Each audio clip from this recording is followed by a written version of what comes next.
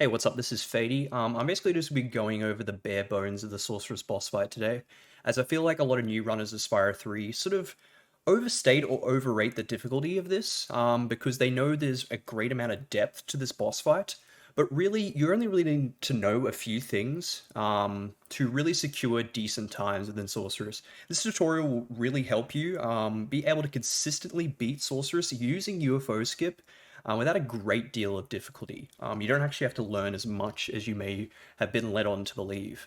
You can basically secure times within about the minute 20 to 2 minute range pretty easily using these strats. And the first thing that you need to know for the Sorcerer's boss fight that I feel like helps immensely is learning the starting turret positions. And I'll basically demonstrate that now through gameplay. So what you want to do is you want to take Spyro to this outer ring of this circle here, to basically give yourself a better viewing point of all the turrets. Now, in the distance, you can see those two turrets away from us. You can see that turret to the left and that turret to the right in the far distance. Those two turrets are referred to as turret A and turret B. Really doesn't matter which one you call A and which one you call B. Basically, all you need to know about those turrets is those turrets will never drop as the starting spawn turret. Those two will just be able to use as info to see which other turret will be dropping. Now, the turret to the far right will be referred to as turret C.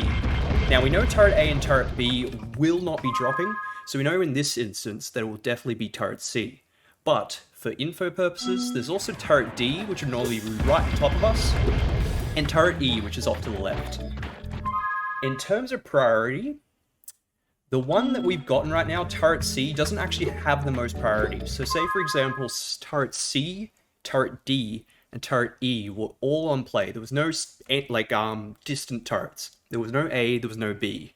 We would know it would be turret D, because turret D, which is normally the one directly above us, has the most priority out of all the turrets. So if turret D is ever in play, we know it's going to be turret D. If there is no turret D in play, but there's a turret C, then we know it will definitely be turret C that is dropping.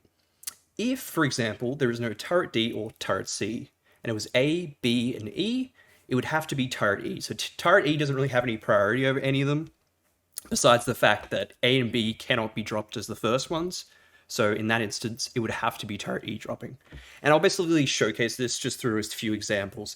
It's very quick, very easy. You don't have to think about it for too long. All you really have to know, turret A, turret B, not going to be dropping, and the priority of which the turrets drop. So we'll show it off here. Jump to the outer ring. Alright, so what do we have? We've got turret E, we've got turret C, and we've got turret A.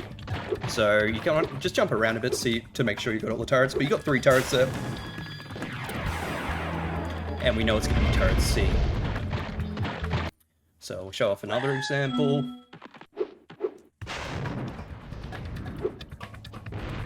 Alright, what do we have? We've got turret B. We've got turret E. There's no A, so we know it's not going to be E. And we don't see C there. So that way, we don't even have to look. Like, you could look if you wanted to. We can see the turret D's there. You don't have to look, though, because we can only see 2 turrets in the field. That way, we know it's going to be turret D. So you don't even have to spend the time looking for it. So that's really all there is to know about the starting turret positions. It just gives you a great advantage to be able to start the boss fight on the right footing and basically get onto the cannon as soon as possible to shoot at the sorceress. Now, the second thing to learn for the sorceress boss fight that's very useful is how to navigate her pathing to the most advantage. Because you want to be able to use these turrets effectively.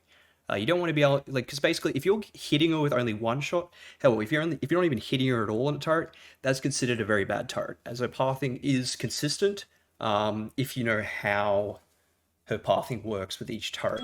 So basically, turret C will operate the same as turret A and turret E in terms of how you shoot at her using it.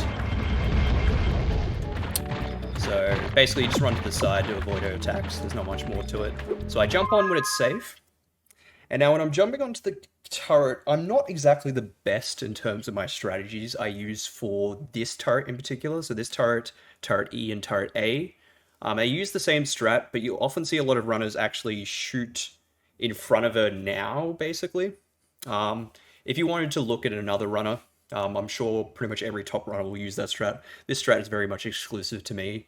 I sort of use this inner left white part of the inner ring, and I use the turret about 4 or 5 ticks from the sorry 4 or 5 ticks from the bottom, and then I basically just start spamming circle, and you're basically able to see that she gets stuck into hit stun, and we use this hit stun to lock in and secure 3 hits on the sorceress. So basically, as soon as she starts running, I'm going to be veering my turret aim off to the left and just start shooting in that middle part of the inner ring of the white section. Alright, I screwed up my aiming there, so I jump on when it's safe. I veer it up 4 or 5, just start spamming circles just before she gets into that middle part of the inner ring, and I guarantee my 3 hits. Alright, so this one I'm going to be showing off Cannon D, and this actually operates the same as Cannon B. The pathing that she does here is a little bit different, but there is a consistent strat to be able to hit her every time.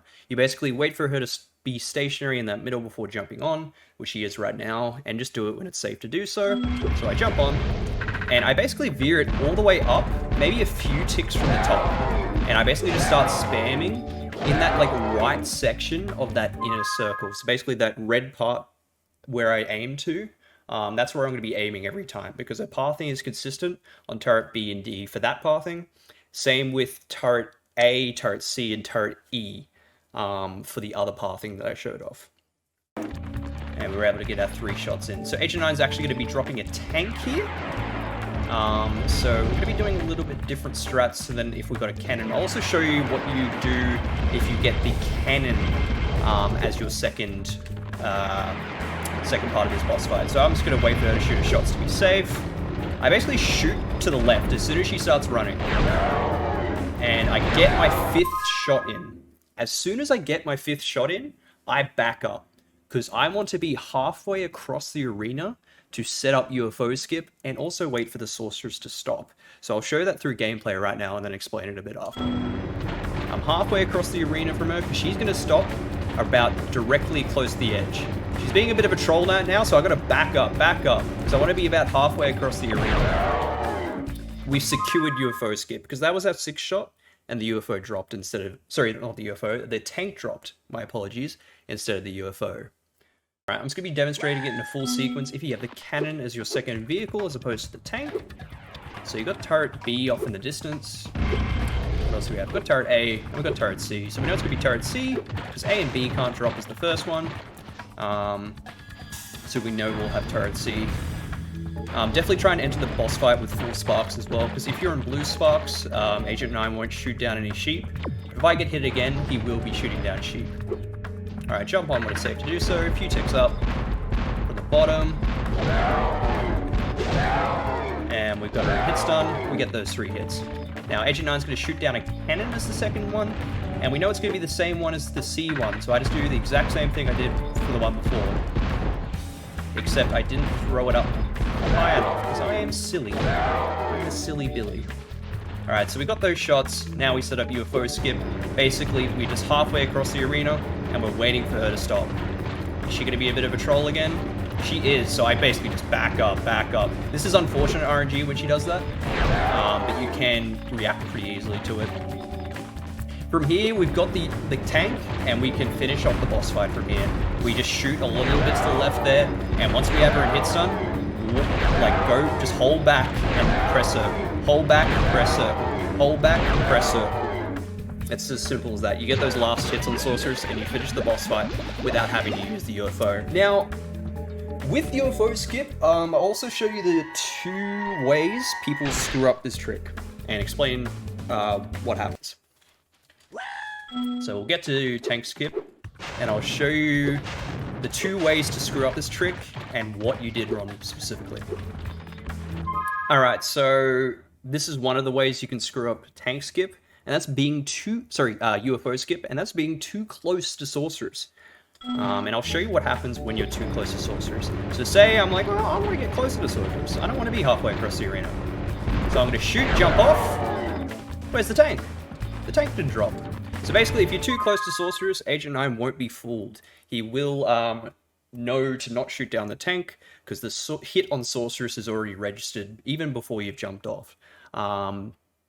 So the game knows not to reward you with the tank instead of the UFO, and you'll have to play out the boss fight with the UFO instead. So yeah, there we are, it's just going with the UFO there. And I'll show you the second way people screw up this track. Alright, so this is the other way you can screw up UFO Skip. I've gotten my 5 hits, but I'm too scared of Sorceress. I don't want to go anywhere near her. I don't want to get hit. I don't want to get hurt in any way.